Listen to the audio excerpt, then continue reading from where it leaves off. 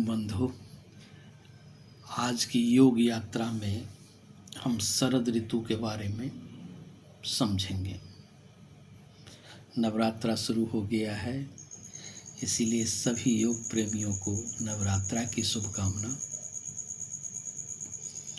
देखिए, भारत में 6 ऋतु बताए गए हैं और इस 6 ऋतु में एक ऋतु शरद ऋतु आता है। शरद ऋतु वर्षा विगत शरद ऋतु आवा। वर्षा ऋतु बीतने के बाद शरद ऋतु आता है। शरद ऋतु को रोगों की माता कहा गया है। इसमें रोग सबसे ज़्यादा उत्पन्न होता है, लोग बीमार ज़्यादा होते हैं, तो इसलिए इसका प्रारंभ ही नवरात्रा से किया जाता है। माता की आराधना से किया जाता है कि हम निरोगी हों। तो या देवी सर्वभूतेषु मातृरूपेण संस्थिता नमस्तस्यै नमस्तस्यै नमस्तस्यै नमो नमः।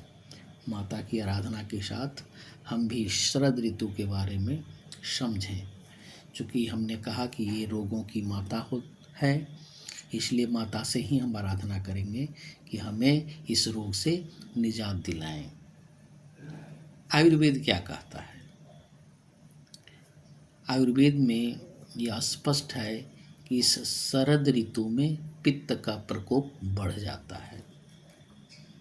क्योंकि आयुर्वेद कफ पित्त वायु इसी त्रिदोष पर निर्भर है, तो पित्त का प्रकोप बढ़ने का मतलब होता है कि आपको शरीर में कई प्रकार के रक्त संबंधी विकार उत्पन्न होगा और रोग होगा।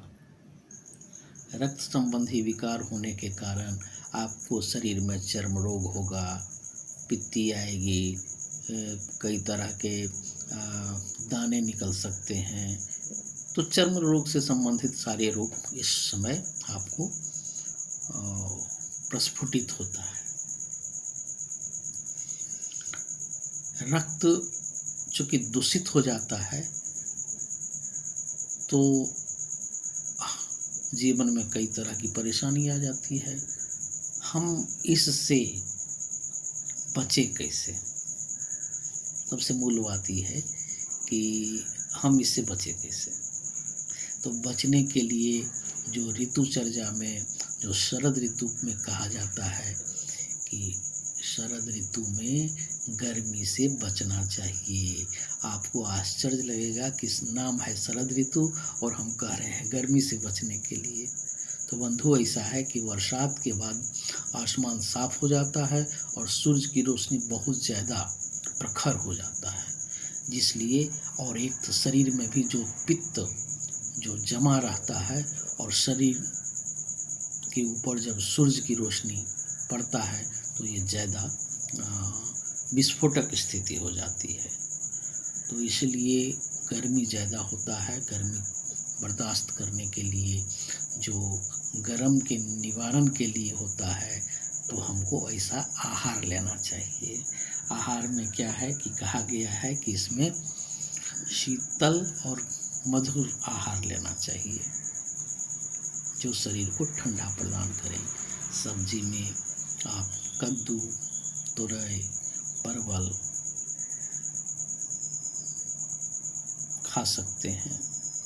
हरी पत्ती, चूँकि वर्षा ऋतु में लोग नहीं खाता है, लेकिन शरद ऋतु में आपको खाना चाहिए। हरी पत्ती वाली साग जो है उसको पानी में उबाल करके और फिर हम उसे बना करके खा सकते हैं। रस में है आपको जो मधुर और तिक्त और कासाय, ये 3 रस का सेवन जरूर होना चाहिए। इसमें करेले का सेवन जरूर करना चाहिए, आंवले का सेवन जरूर करना चाहिए और मीठा का सेवन करना चाहिए। ये तीनों इस जो आपका पित्त भरा हुआ है उसको शमन करता है। आप अंगूर खा सकते हैं, आप चीकू खा सकते हैं, आप अगर मुनक्का रात में दे दीजिए पानी में, और सुबह उसको उस पानी को पीजिए और उस मुनक्का को खाइए। तो ये सब कुछ टिप्स हैं जिसे हम अगर अपने जीवन में आहार में अपनाएंगे तो जो शीत इस ऋतु का प्रकोप है उससे हम बच सकते हैं। चावल खा सकते हैं। दही बंधु इस ऋतु में नहीं खाने का है, न दही न मट्ठा, इससे बचना चाहिए। हाँ, इस ऋतु में आपको दिन में नहीं सोना चाहिए। अमूमन दही के बारे में आम धारणा है कि ये ठंडा है, लेकिन इसकी तासीर गर्म होता है। इसीलिए कम से कम जो ये शरद ऋतु है, जो 15 सितंबर के बाद से लेकर के 15 नवंबर या 30 नवंबर तक चलता है, 10 दिन आगे पीछे, तो उस समय तक आपको नहीं खाना चाहिए, वर्जित रखना चाहिए। ये हमने आपको आहार के बारे में बताया, फल के बारे में बताया, रस के बारे में बताया। अगर इसका हम थोड़ा ध्यान रखेंगे और संयमित रूप से अपने जीवन में प्रयोग करेंगे तो निश्चित रूप से हम स्वस्थ रहेंगे। बहुत ज़्यादा गरम मसाला का उपयोग नहीं करना है। हो सके तो गरम मसाला को इस ऋतु में कम कर दीजिए। बहुत ज़्यादा तीखा और गरम मसाले का प्रयोग नहीं करना चाहिए। तो ये छोटी सी जानकारी आपको दी गई कि अगर शरद ऋतु में हम इस तरह का प्रयोग करेंगे तो हम जरूर स्वस्थ रहेंगे।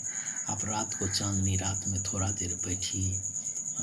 ऐसे भी कहा जाता है कि शरद ऋतु में चंद्रमा से अमृत का वर्षा होता है, तो आप स्वस्थ रहेंगे, मस्त रहेंगे, ज़बरदस्त रहेंगे।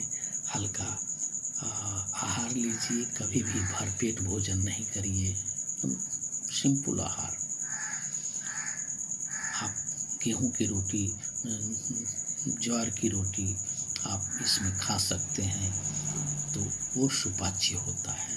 दाल में मूंग के दाल का सेवन करें, मसूर के दाल का सेवन करें।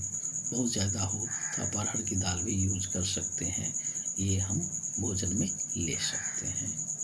सुबह के समय में आप हल्का आसन और प्राणायाम करें तो आप जरूर स्वस्थ रहेंगे। तो शरद ऋतु के बारे में बंधु हमने बताया।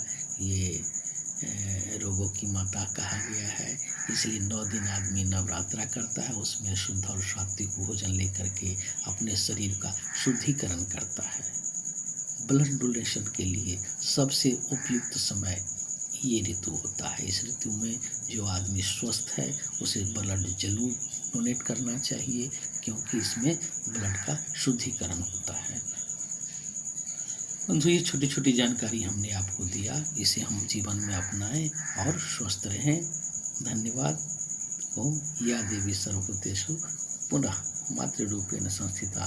नमस्तस्यै नमस्तस्यै नमस्तस्यै।